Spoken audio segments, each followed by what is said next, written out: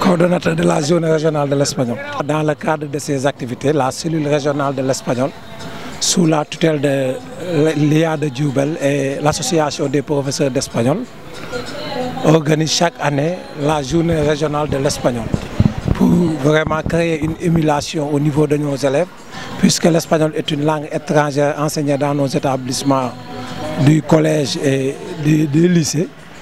Et on organise cette journée pour montrer aux élèves, au-delà des cours que nous faisons dans les salles de classe, il y a aussi les clubs d'espagnol qui s'activent dans la promotion de la langue et de la culture hispanique.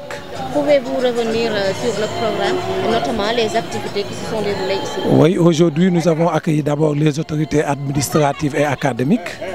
On a commencé par des allocutions. Après les allocutions, nous avons décoré des anciens collègues d'espagnol, dont 4 parmi nous.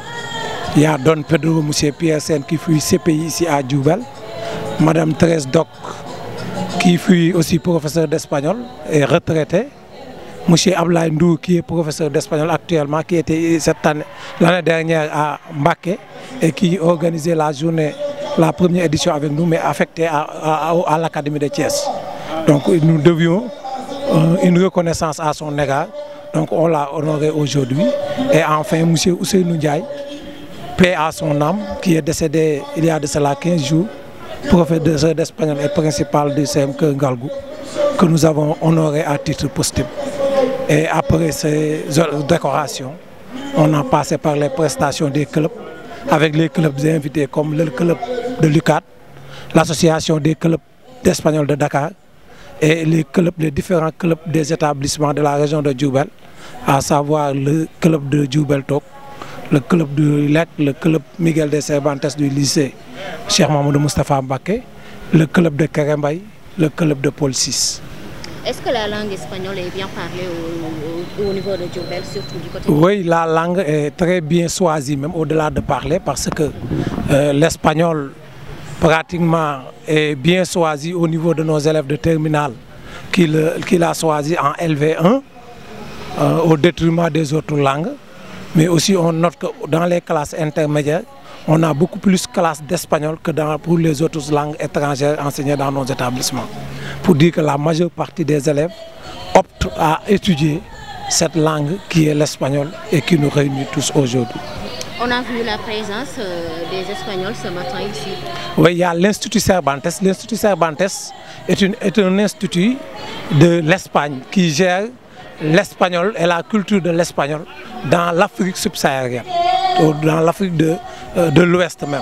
Installé à Dakar, c'est pourquoi on parle Institut Cervantes de Dakar, mais ce n'est pas seulement à Dakar.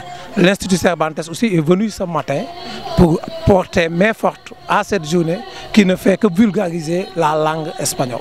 Quel message lancez-vous aux autorités éducatives pour la promotion de la langue espagnole? Donc d'abord de porter cette langue et de lui donner beaucoup plus de considération au niveau de nos collèges, parce que le cri du cœur aujourd'hui, c'est qu'il y a certains établissements dans la région de Diourbel qui ne font pas de l'espagnol, certains collèges.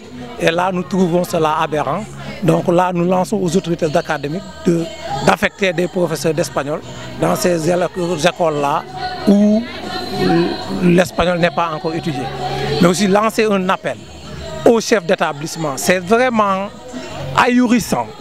Une telle journée, on ne voit pas un chef d'établissement présent. Une journée qui fait partie de la vie scolaire. Là, c'est un cri de cœur, parce que tout ce que l'on fait, c'est pour les écoles.